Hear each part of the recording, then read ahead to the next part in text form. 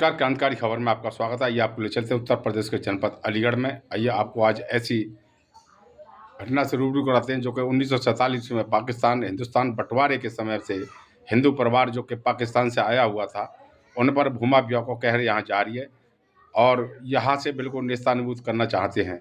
यहाँ पर कुछ 150 परिवार यहाँ मीनाक्षी सिनेमा के सामने रहते हैं ये परिवार, और इनको उसी समय सरकार ने ये दिए थे मकान, और तब से अब आकर के भूमाफियाओं के इन पर नजर रखे, जबकि इनके राशन कार्ड से लेकर के सभी यहाँ के स्थायी हैं। और आइए जानकारी करते हैं राजीव सैनी जो कि समाजवादी पार्टी के प्रदेश सचिव हैं, उन्होंने आवाज़ उठाई है और जानकारी करते हैं इनसे क्या है मामला। देखते रहिए क्रांतिकारी खबर के साथ पत्रकार रूप किशोर राजपूत की रिपोर्ट। और उन्होंने ये भी कहा कि हम पूरी तरह से इनके साथ हैं और इन्हें यहाँ से जाने नहीं देंगे। चाहे बताइए, आपका नाम क्या है? जनक रानी है।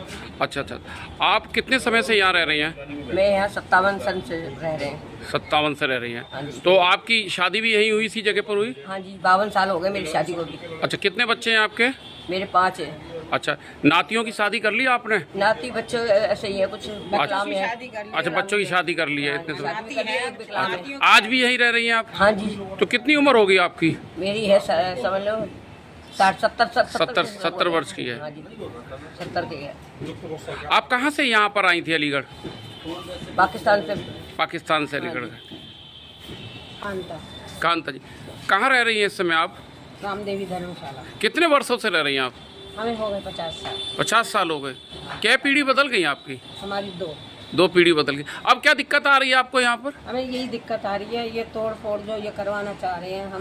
हमें ये नहीं चाहिए। हम तो यहाँ रहेंगे। जगह किसकी है ये रामदेवी धर्मशाला। किन के नाम किन ने बनाया था इसको धर्मशाला को? अशोक कुमार। वो हैं जिंदा? नहीं है, वो खत्म हो चुके हैं। आप भी वहाँ से रिफ्यूजी हैं क्या? हाँ जी। आपका क्या नाम है? कितने वर्षों से यहाँ रह रही हैं आप? शादी आपकी यही हुई थी इसी धर्मशाला? बड़े धूमधाम से हुई थी शादी, जश्न बना था या लोग रहे थे इस धर्मशाला में? आपका क्या नाम है? अमरजीत। अच्छा, अमरजीत जी, कैसे हैं आप? भैया बहुत बुरे हालात हैं। अच्छा, लेकिन कब से रह रहे हैं आप? 40 साल हो गए। अब क्या दिक्कत आ रही है? ये 2 दिन से हाई ड्रामा चल रहा है कि ये जगह खाली कराई जाएगी, ये है क्या है ये कुछ अवैध लोग हैं जो यहाँ पे आके कब्जा करने की कोशिश कर रहे हैं और हमें यहाँ से निकालने की धमकियाँ दे रहे हैं। अच्छा, बताइए कहाँ जाए बच्चों को लेकर? आप लोग पाकिस्तान से आए थे क्या? जो हमारे पूर्वज आए हैं। पाकिस्तान से आए। सर, आपका नाम क्या है? कितने वर्षों से इस धर्मशाला में रह रहे हैं रामदेवी? अरे, जन्म ही यही हो गया। अब क्या दिक्कत आ रही है? 2-3 दिन से चल रहा है, हाई ड्रामा चल रहा है, रोज सुर्खियों में अखबारों में आ रहे हैं आप। अच्छा, लोग कह रहे हैं कि जो फिल्म कलाकार है मशहूर भारत भूषण, उनकी ये धर्मशाला उन्होंने अपनी माँ के नाम से बनवाई थी। तो उन्होंने बता रहा है कि यहाँ के लोगों को जो है उस समय लोग दानी हुआ करते, तो उन्होंने ये दान में दी गई है जगह, उसी में आप रह रहे हैं। अब इसे खाली कौन कराना चाहता है?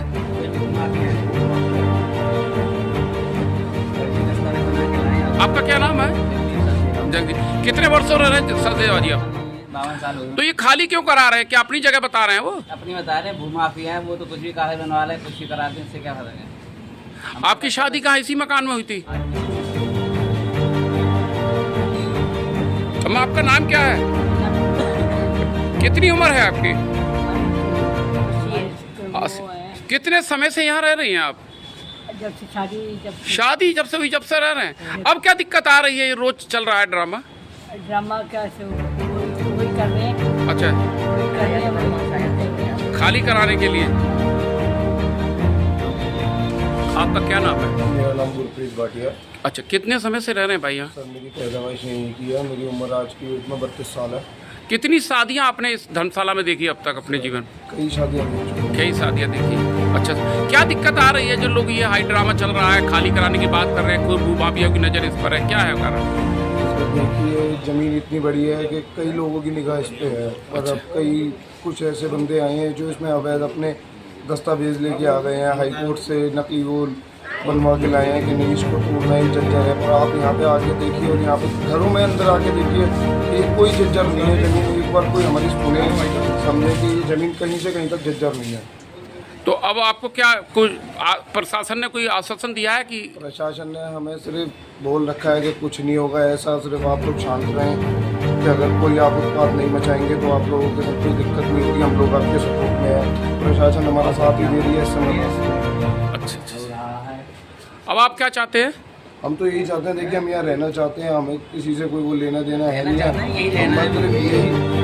यही चाहते हैं कि उन लोगों को यहाँ से मना करा जाए कि ये लोग यहाँ पर फोर्स ला के हमें परेशान ना करा जाए, क्योंकि ये ज़मीन ना तो उनकी है, ये जिनकी है। कल सतीश गौतम सांसद जी की गाड़ी के आगे लेट गए थे आप, उन्होंने क्या आश्वासन दिया था? उन्होंने आश्वासन यही दिया कि ऐसा कुछ नहीं होगा, ना ये तोड़ी जाएगी, ना इस पे कुछ मतलब काम होगा, ये ज़मीन आपकी ही है। जो ये माफिया है, भू माफिया है, इन पर कोई सरकार का कोई दबाव है क्या? सत्ता से जुड़े लोग हैं क्या? सरकार से जुड़े तो अभी हमारे आगे कोई आई नहीं है, ना ही हमें इतनी कोई जानकारी है इस मामले में।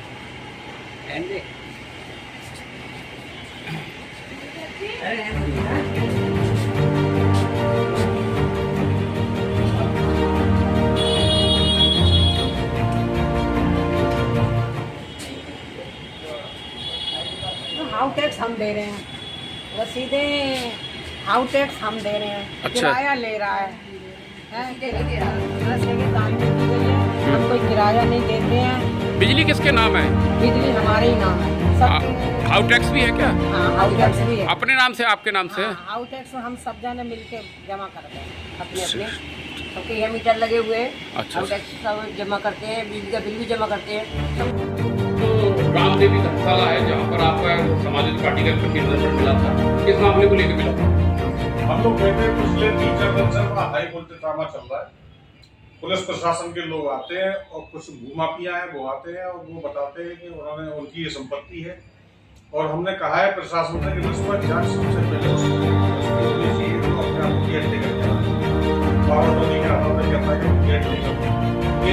साथ है।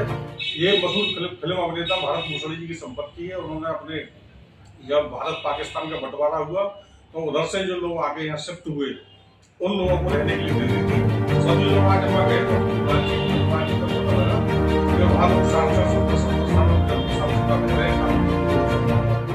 उनके नाम हाउस टैक्स, पानी के बिल, बिजली के बिल, सभी तरह के बिल उनके पास है, और बेवजह उनको केवल भूमाफिया, क्योंकि बेशकीमती जगह हो चुकी है रामगढ़ रोड पे आज वो उस भूमि पर नजर है। ऐसी तमाम से भूमि है जब अभी उसने ऐसा करे उसी पुराने समय से और नए नए तरीके से हरकतें अपना करके भूमाफिया कि बिल्डिंग जर्जर हो गई है, ये हो गया, वो हो गया, ऐसे दावे और पेश करते हैं, कोर्ट गुमराह करके इस तरीके के आदेश कराते हैं।